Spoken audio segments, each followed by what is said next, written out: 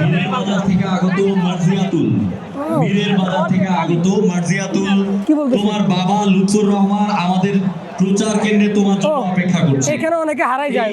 শোনা মাত্র যে কারো সহযোগিতা নিয়ে দ্রুত আমাদের প্রচার কেন্দ্রে অপেক্ষা করছে। আরে বুঝলাম তো রে ভাই, মাইয়া মানুষ তো সহজে হারায় না, কি লেগে তো অ্যানাউন্স করা লাগে। প্রচার কেন্দ্রে চলে আসো। মধুখালী থেকে আগত তোয়া, মধুখালী থেকে ভিতরে কি যাইবে, সব মানুষ তো বাইরে ঘুরতেছে ভাই, ভিতরে তো কোনো মানুষ নাই বলতে গেলে। তোমার জন্য অপেক্ষা করছে। এই ঘোষণা শোনা মাত্র ভিতরে যে ঢুকার মতো যে মূল গেটটা আছে না, ওইটা দেখেন, ওই দিক দিয়ে একটা গেট ছিল আর এইদিকে দুইটা গেট। আমি ওই দিক থেকে দেন এইদিকে চলে আসছি। এখন একটু ভিতরের দিকে যাবো, দেন তারপর আপনাদেরকে দেখাবো ভিতরে কি কি স্টল আছে, ওই জিনিসগুলো একটু দেখবো।